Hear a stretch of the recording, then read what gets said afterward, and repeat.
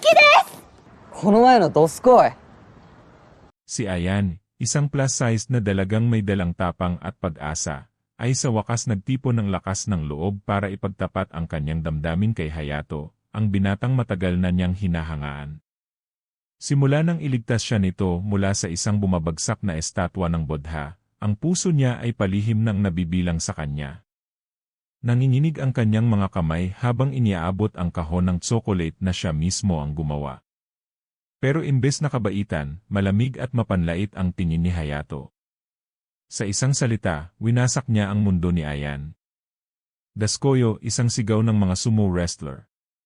Pero sa sandaling iyon, ginamit para tuyain ang kanyang katawan. Ang tawanan, hapdi, at kahihiyan ay masyadong mabigat. Pinilit ni Ayan ang isang tapang-tapang na ngiti, pero sa loob-loob niya, wasak siya. Kahit ang suporta ng kanyang mga kaibigan at panonood ng paborito niyang mga idol ay hindi makabawas sa sakit ng sandaling iyon. At mula sa pagkabigong ito, magsisimula ang kanyang tunay na paglalakbay. Sa tahimik na kanayunan ng Yamanashi, si Ayan Sukahara ay isang masayahing dalagita na nagsisimula ng bawat araw sa pagtulong sa bukirin ng kanilang pamilya. Karamihan sa oras niya ay kasama ang kanyang matatalik na kaibigan, sina Shihiro Sha, Akiha, Soy, at Haron Nakamori. Sila ay tinatawag ang kanilang grupo bilang IFAT4. Hindi man sila pansinin sa eskwelahan, matatag ang kanilang samahan at lagi silang nagtutulungan. Ngunit matapos pagtawanan ni Hayato si Ayan, labis siyang nahihiya at nasasaktan. Tumakbo siya palayo at nagtago sa banyo ng paaralan. Dito pumasok si Shiina na may bagong ideya. Bakit hindi pumunta sa Tokyo para magpa-beauty treatment? Sa una, nagdadalawang isip si Ayan, pero dahil sa paghikayat ni Shiina, pumayag din siya. Sa salon sa Tokyo na pagmamay-ari ng fashionista na si Karata, kabado at hindi komportable si Ayan. Pakiramdam niya wala siya sa lugar. Pero dahil sa mabubuting salita ni Karata, unti-unti siyang kumalma. Habang nagsisimula ang treatment, na-realize ni Ayan na ang tunay na pagbabago ay hindi tungkol sa itsura, kundi sa pagkatuto niyang mahalin ang sarili. Ilang taon matapos ang graduation, nagsimula ng panibagong yugto ng buhay si Ayan sa Italia, ang bansang kilala sa masasarap nitong tsokolate. Nagtrabaho siya sa isang lokal na tindahan ng tsokolate kung saan araw-araw ay nalalasahan niya ang matatamis na putahe. Sa unang pagkakataon, wala nang nambabastos o tumatawag sa kanya ng daskoy. Dito rin niya nakilala si Fred, isang makeup artist na nagturo sa kanya ng yoga, paglalakbay, at mas relaxed na pamumuhay. Ngunit isang holiday trip ang nagbago ng lahat.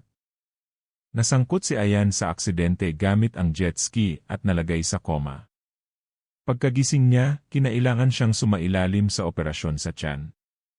Mabilis siyang pumayat, nawala ang gana sa pagkain, at tila hindi na niya kilala ang sariling katawan. Kahit sinasabi ng mga doktor na mas maganda na ang kanyang itsura ngayon, pakiramdam ni Ayan ay naliligaw siya.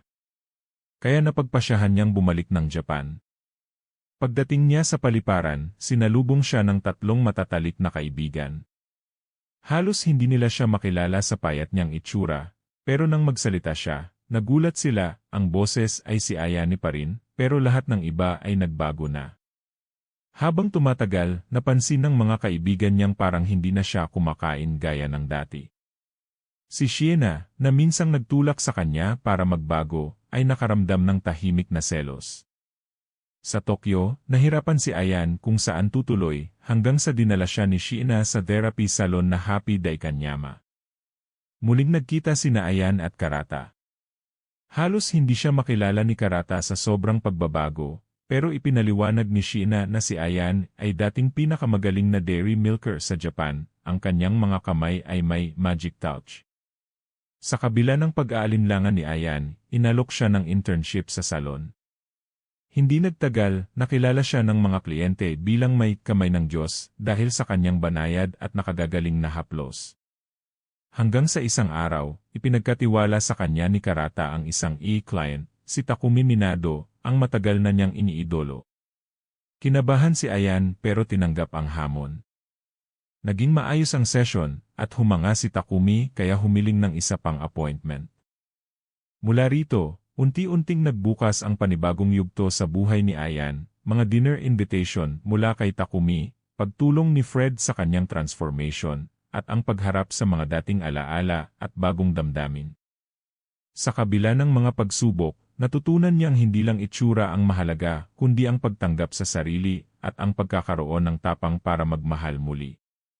Sa huli, matapos ang mga intriga, tsismis, at pagkukulang, dumating si Takumi sa tamang oras, sa oras na muntik muling mabagsakan ng estatwa si Ayan, gaya ng dati. Niligtas niya ito, pinakita na walang pakialam ang tunay na pagmamahal sa nakaraan o panlabas na anyo. At sa piling ng pamilya, kaibigan, at ng taong handang maghintay sa kanya, natutunan ni Ayan na hindi sumuko kahit ilang beses kang mabigo. Sapagkat darating ang araw na, gaya ng tsokolate, ang buhay ay magiging matamis din sa huli. Kaya ang aral ng kwento, huwag hayaang sirain ng sigaw ng sumo o ng bumabagsak na bodha ang araw mo. Dahil sa huli, magbubloom ka rin, matututo ng yoga, kakain ng tsokolate ng walang takot, at iwan ang lahat ng basher sa alikabok ng iyong tagumpay.